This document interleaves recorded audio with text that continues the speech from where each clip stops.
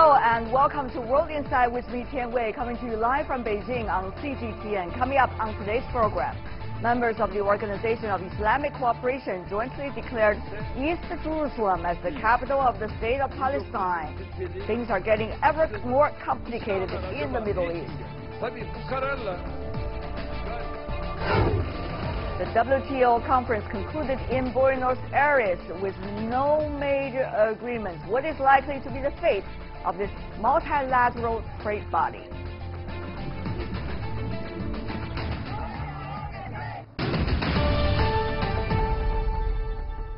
U.S. President Donald Trump made the announcement to formally recognize Jerusalem as the capital of Israel on December the 6th, which sparked a fierce criticism from around the world. A week after Trump's announcement, an emergency summit was called within the Organization of Islamic Cooperation to confront the move.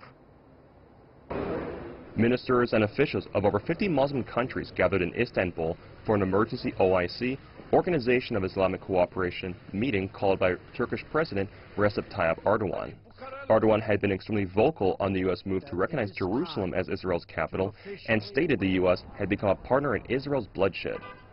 You have occupation, blockade, illegal settlements, destruction of houses, displacement, seizing land and property, disproportional violence and murder was rewarded for all the terror acts it committed with this decision.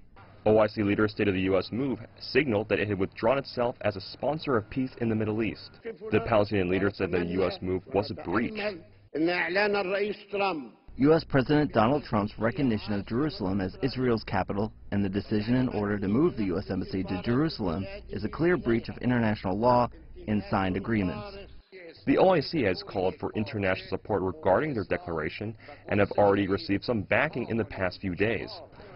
French President Emmanuel Macron and the German Foreign Minister have appealed to the U.S. not to make the move, while U.S. Secretary of State Rex Tillerson said the move could take at least 3 years, if not longer.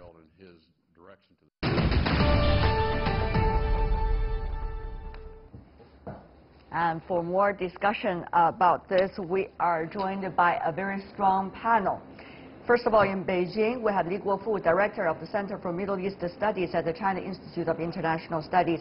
Joining us in Tel Aviv is Mar Javdanfar, who is the lecturer and analyst on the Middle East. In Tehran, we invited Hamed Musawi, a professor of political science at the University of Tehran. In Washington, D.C., we have Jonah Blank, who's a senior political scientist from RAND Corporation. Welcome to all of you, gentlemen. I want to start by asking from the Middle East, in fact, from Tehran. Professor Musawi, what do you make, while you're adjusting your earpiece, what do you make? I was told by my producer that it doesn't work for now, the line. Let's go to some of the other panelists. What's the question again, if you could repeat? Mr. Lee, let me go to you. We see a lot of different developments. One is about the Islamic countries gathering together, declaring so-called East Jerusalem as the capital of Palestinian state. The other thing is the U.S. Congress has, in a way, kicked the ball back to the White House, to its White House court, about what to do with the Iranian nuclear deal. Thirdly, we have seen some of the other players very active about what is likely to be the major theme of the Middle East for the future. What do you make of all of these things going on at the same time? What does it say? I think, since the Arab Spring, and we can see there is instability in the Middle East. And also, I think since Trump became the U.S. president, because of his policies, and we can see, the Middle East is more turmoil, more unstable than ever before. There are many of these very complicated issues. Right. Well, one of those issues, of course, is about what to do with the Iranian nuclear deal. Professor Musawi, United Nations Secretary General, has been talking about the investigation against Iran, whether it is involved in missile deals with the Yemen Houthis. So what exactly is going on from Iranian perspective? Okay, first of all, let me make it very clear that that is a very different issue from the nuclear agreement. So the nuclear agreement is an agreement on its own, and it doesn't involve other issues. And it's a deal that it's already been concluded 2 years ago, so that will not be renegotiated. On the issue of the Houthi rebels, Iran has declared that it has not helped them militarily. At the same time, Iran is emphasizing that the blockade should end, because the blockade is not only hurting the Houthis but also the general public civilians, and you know that a lot of people are dying out of hunger and famine. So that's Iran's position on that. All right, let's go to Mr. Blank in the United States. Now the Congress kicked the ball to the court of the White House what to do with the nuclear deal with Iran. Many who have been involved in that deal are against Trump's announcement earlier of talking about putting on more sanctions against Iran at this point. What do you think is the next step forward? Mid-January, as they say, the Trump administration has to come up with some kind of answer. Yes. Everyone who looks at Iran in Washington comes to it from a position, as Dr. Moussaoui has noted, the nuclear deal is separate from other issues. And in my judgment, and those of many others in Washington, Iran has been keeping to the terms of the nuclear deal. Therefore, it would be very difficult for Congress, if it were acting responsibly, to sever the deal or to just walk away from it. I see. At the same time, Mr. Jeff Dunbar, the U.S. is involved about the dispute between the Palestinians and the Israelis about Jerusalem. Trump administration made clear it wants Jerusalem to be the capital of Israel. How much do you think this issue between Israel and the Palestinians is likely still to be the common ground of the Arab world?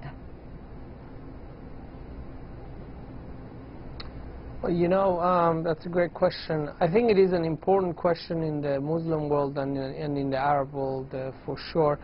But it has been, compared to, let's say, 10 or 15 years ago, it has been increasingly sidelined by other events in the region, such as the invasion of Iraq by the U.S. and the civil war we saw in Iraq, which was raging there for many years, and then by the Arab Spring, and then by the great war that has been going on in Syria, which has led to the highest number of deaths in this region, highest number of civilians being killed by their own leader, which is the case of President Assad.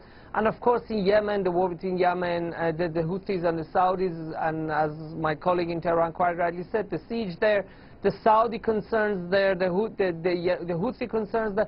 So in a way, you know, there are so many other things that are occupying the airwaves of Arab press that today, although the Palestinian issue is important, it doesn't have the same central position that it had before. And also another reason for that is intra-Palestinian differences, the differences between Fatah and Hamas, the PLO and Hamas. That's another reason why. Right.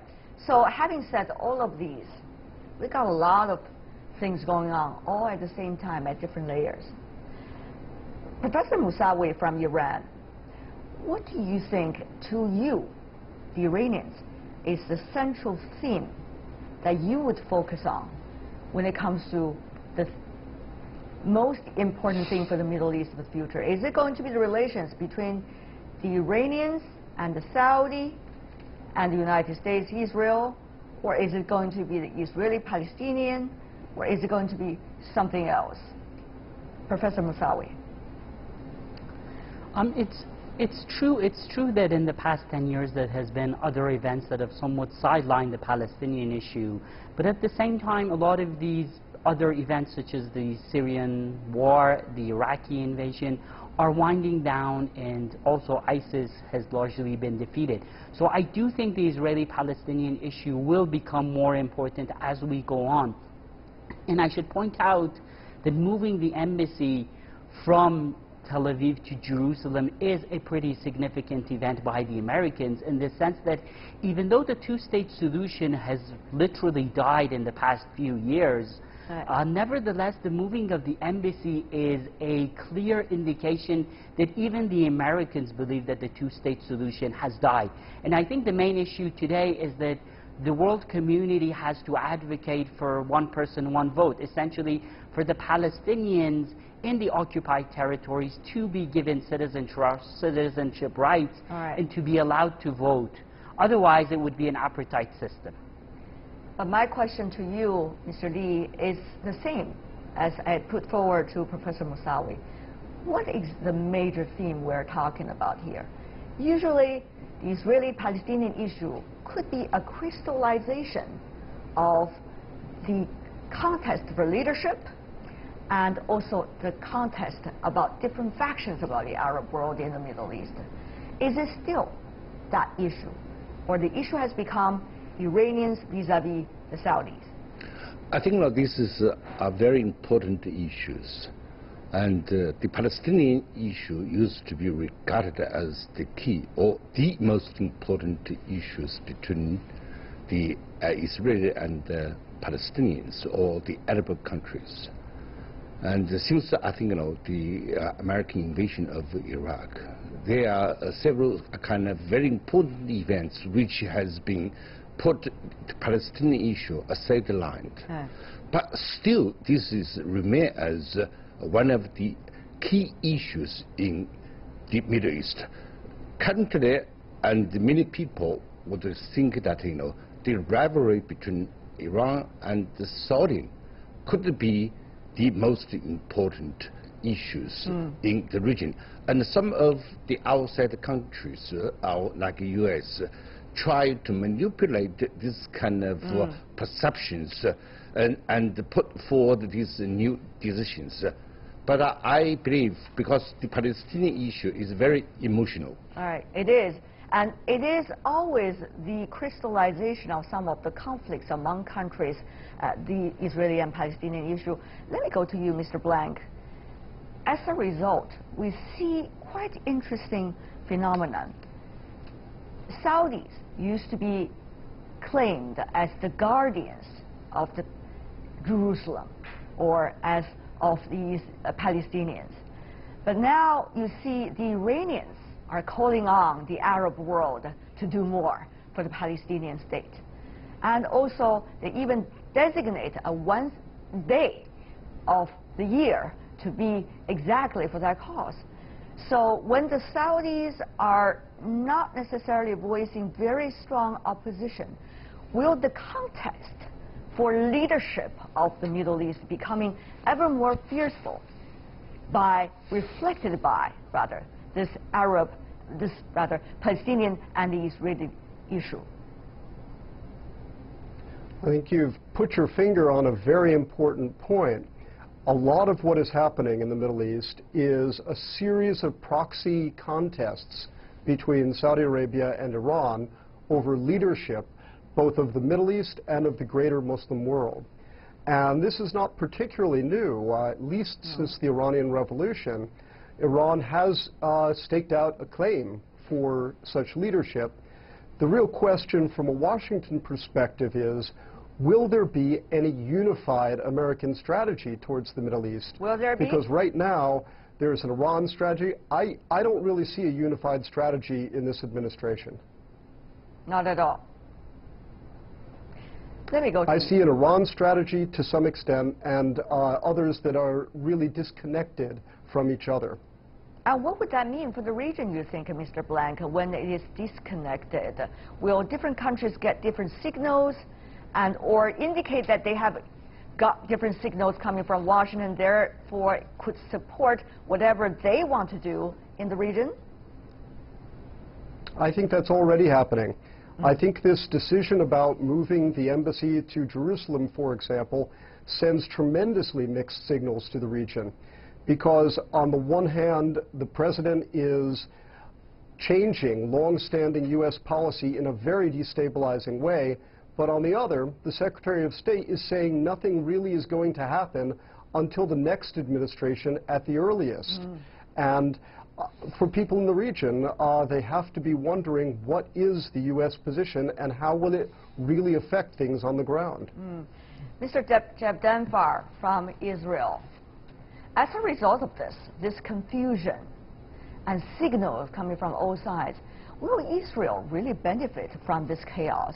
Or it would fall actually as a victim because chaos is likely to be spinning out of control. There is a context of leadership in the Middle East, and there's further constraints of possibility for peace. Mr. Jabdanfar, has Israel thought about the potential?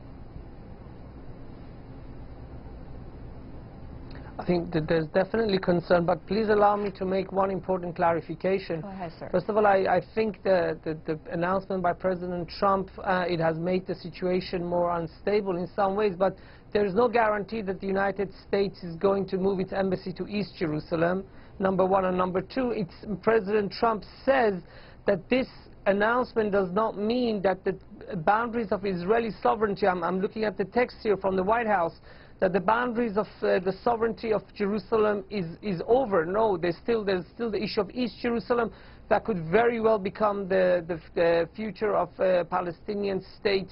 But in terms of instability in the region, look, you know, we are part of the Middle East. We share borders with Syria, which is going through one of the bloodiest civil wars. We have there's ISIS in the region. We have ISIS on our southern border in the Sinai. We have, the problem of terrorism we have faced for many years. Of course, instability in the region is not good for us, but in terms of what's the best way to address it, the left wing in Israel believes that the best way to address this is to try to reach a comprehensive deal with the Arab world, headed by the Saudis, because the Saudis are heading the peace initiative in this region.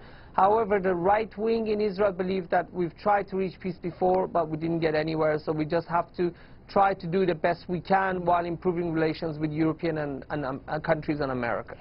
At this point, there's so much confusion. So let's concentrate on some of the things that people have been talking about. There are talks of a deal that the U.S. is pursuing. Whether that is true or not, it is up for debate. One of those Palestinian parliamentarians has been explaining. His name is Ahmed Tibi. He's been talking about the basic contours of the deal. They are talking about no full statehood for Palestinians and also control over disconnected areas of occupied territories. There will be no capital in East Jerusalem and no right of return for the Palestinian refugees. These, of course, are some of the things put on the table at this point. Nobody is saying this is actually going to be the deal. But having said that, though, Mr. Lee, while these ideas are flying around, fundamentally, what are we talking about? I think, this is something very interesting. And I think, President Trump may learn something that, the previous way or methods, it will be very difficult for both sides to strike a deal.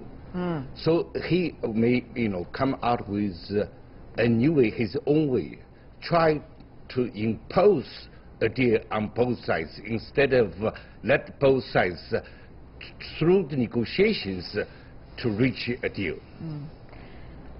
So, gentlemen, earlier we have different issues being touched on.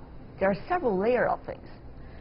One is the Israel-Palestinian issue, which has been there for decades. The contest of leadership between the Iranians and also the Saudis, which has been there for probably even longer time. And now coming even more obvious. Thirdly, there is the dramatic change going on in the Middle East as a result of recent wars and as a result of big power plays in the region. All of these different layers happening at the same time. Professor Moussaoui, out of this chaos, from your perspective in Iran, who is going to be the biggest benefiter of this?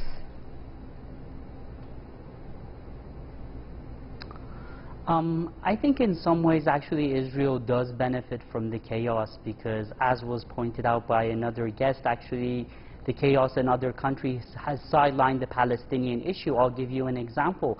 In 1993, when the Oslo negotiations started, there was about 100,000 illegal settlers in the occupied territories. Today, there is over 500,000.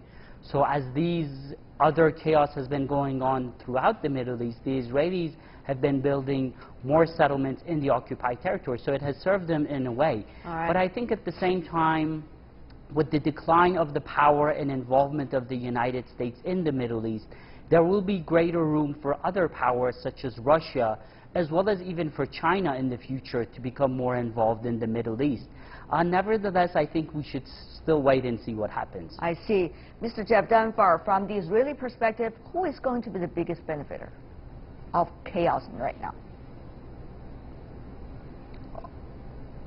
I think extremist movements. The State of Israel withdrew from Gaza, took out 8,000 of its citizens as a gesture of peace, and what we got in return were more rockets from Hamas. So this is a concern for us. The more chaos, because of the chaos in Gaza, the more chaos you have, the more you have extremist movements. Or when we did withdraw as part of the Oslo peace plan from major Palestinian cities, the highest number of Israelis in the history of Israel were killed after each peace initiative by Israel, 1993 and in 2000. So every time Israel withdrew, there was chaos, and we saw unprecedented wave of bus bombings in Israel, killing civilians, and suicide bombings, killing in cafes. And so I think it's something that only extremist movement in this region thrive from when there is chaos.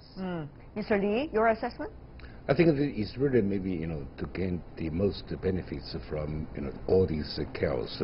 In the, maybe previous or past several years, it will be very hard to think that, there is some cooperation between Israel and the Saudis.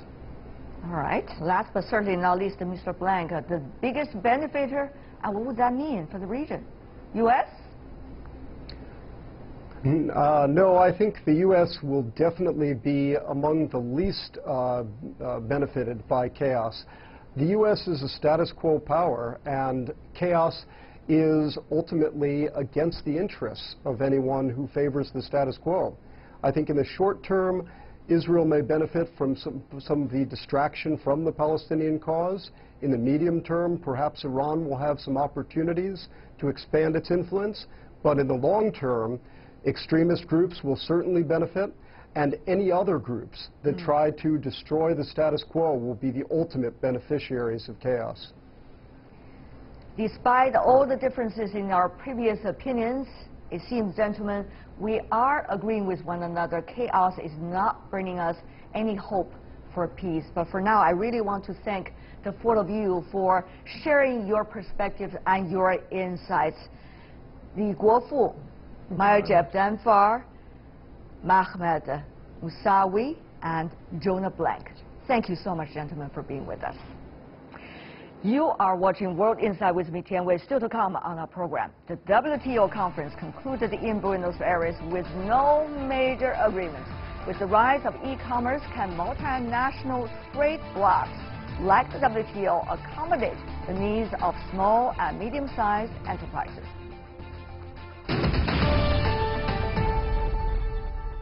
You are watching World Insight with me, Tian Wei, coming to you live Monday to Friday on CGTN. We now move to Buenos Aires, where the World Trade Ministerial Conference ended on Wednesday without any major agreement.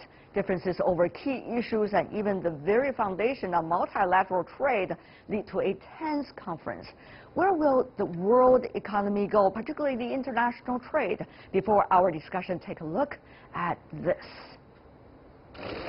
It started with a show of unity from the heads of state from the South America trading bloc Mercosur. Its full members, Argentina, Brazil, Uruguay and Paraguay, signed a declaration on Sunday supporting multilateral trade. But plenary sessions on day 2 of the World Trade Organization conference in Buenos Aires confirmed what many observers had expected. While China, among others, urged globalization and multilateral trade, let us join hands and take real action to uphold the authority and efficacy of the WTO. 有效性。 The United States said the WTO is losing its focus on trade negotiations and that too many countries have been given unfair exemptions. We cannot sustain a situation in which new rules can only apply to a few and that others will be given a pass in the name of self-proclaimed development status. This was the first WTO ministerial conference to be held in Latin America, and hosts Argentina had hoped for concrete results. But after the tone of this WTO conference was set, reaching a consensus was always unlikely. According to a WTO spokesperson, there were discrepancies over the language of any eventual ministerial statement. And one agreement in a key area, e-commerce, pledges merely to begin working towards a future further negotiation. The United States, European Union and Japan joined ranks to agree to fight market-distorting trade practices and eliminate unfair competition, but they did not name names. This year's WTO ministerial meeting will be leaving with many questions and few answers. We also have many questions for our panelists as well. Joining us in Beijing, Xu Sitao, who is the Chief Economist of Deloitte China. Welcome, sir. Coming to us live in Washington, D.C., Professor Jeff Schott, who is a Senior Fellow at the Peterson Institute for International Economics. Welcome, Professor. And also in Southampton in the U.K., we invited Mike Bastian, Professor at the University of Southampton. Welcome as well. Let me begin with Professor Schott. How much hope do you have of WTO for the near future as the international trade body from your perspective?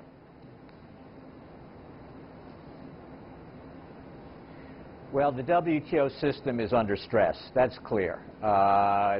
There hasn't been significant results since the Bali ministerial meeting when a trade facilitation agreement was reached in December of 2013.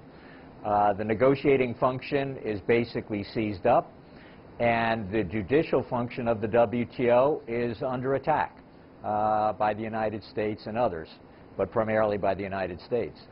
So we have to find a way of fixing what is not working, and that will require the major trading nations, including China and the United States and Japan and the European Union, working more closely together, and they didn't do that in Buenos Aires.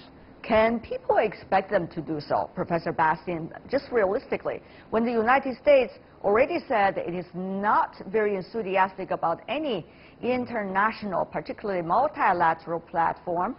Should anyone expect it to play an active and positive role in any of these mechanisms?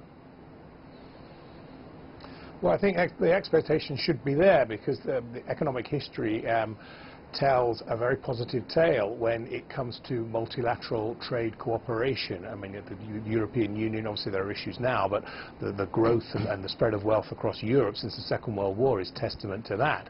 Clearly the sticking point, as your panelist hinted at earlier, is Trump and the Trump administration, and they've resolutely, I mean, they were elected on a platform of America first, and they'll continue with that. So in the near term, the WTO will, I think, weaken.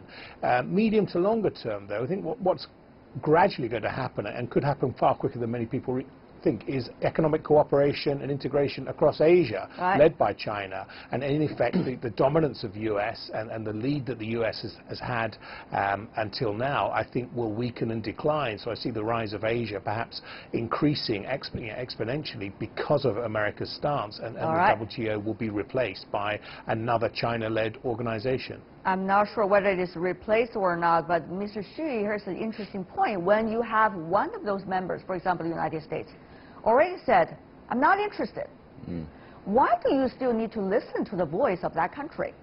Well, I mean, first of all, U.S. economy right now is booming for recovery, and still, no matter how you say that, U.S. market is still the deepest and biggest market, so it's important to work with the United States. Having said that, though, how do you see, Mr. Xu, what is going on right now, the controversies? The so-called self-claimed development Yeah. stage that is Yeah. said by the U.S. side. Yeah. People seem to understand what it is trying to refer to. Yeah. But So at China the was same being- time, WTO, from Yeah. the very first day it was born, Yeah.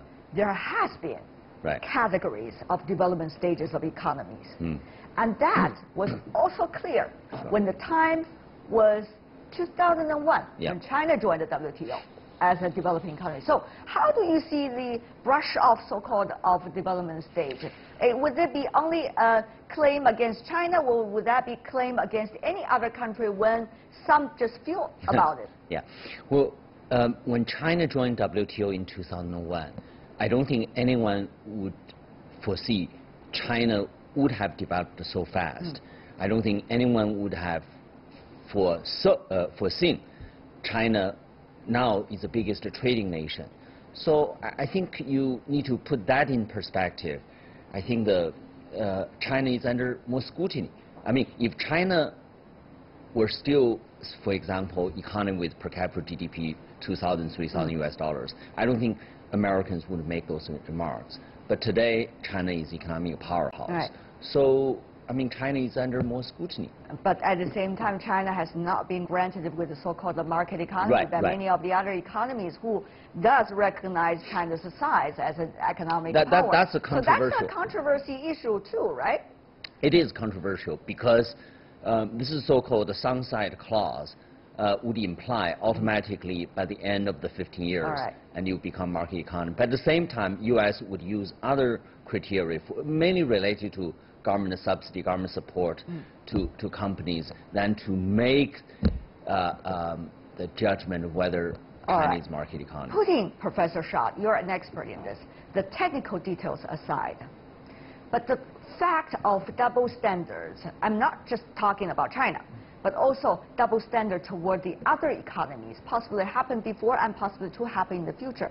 What would that mean to the very root of the strength of WTO?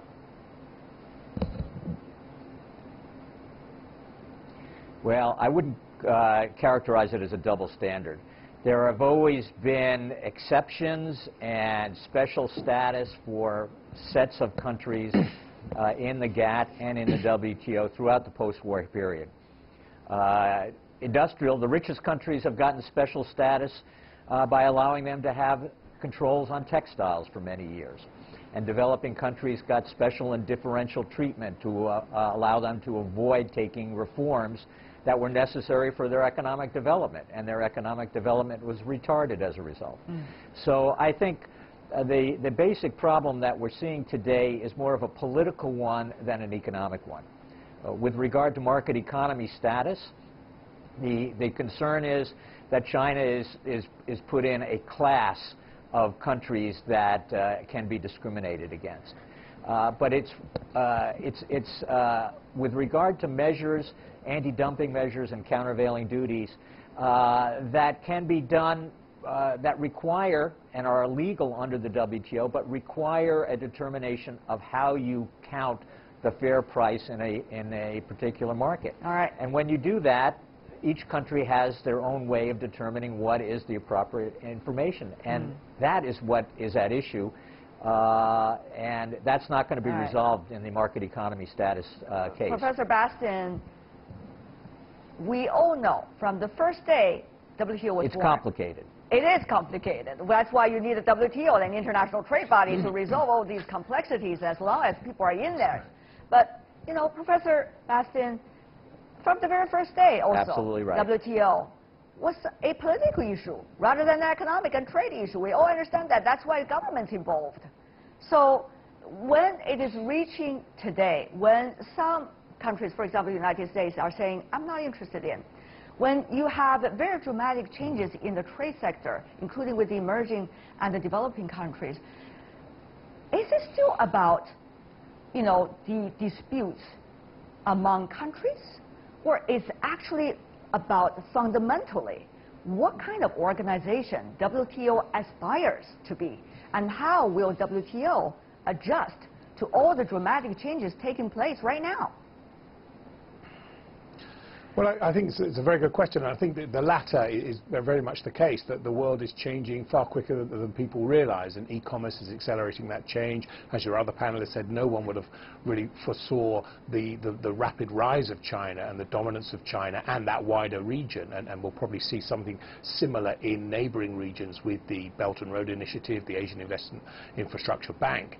So the WTO probably does need to reform and recognize this, but it's very, very difficult to reform when you still have a very dominant economy led by a political administration, in the case of the US, that at the moment is so anti-multilateral trade and cooperation and free trade, and really favors quite publicly protectionism. But let's not forget, this president is different, and this president cannot go on for much longer. He may well win a second term, but that will be it. So I think the American people will realize that this direction is very misleading, very damaging, and we could see a rebound and a positive U.S. administration. What exactly the U.S. administration, we do not know at this point, because there's still 3 years to go before that happens. But let me go to another Trump's question. even unpopular. Trump's deeply unpopular in his own party. All right. One of the most important things in our discussion is not just about the problems, but also the solutions. Is there any hope for WTO to be even more relevant than what it is today? People are getting a little bit pessimistic about it. Will e-commerce, will the new technology, will the newcomers be able to, in a way, shape it up?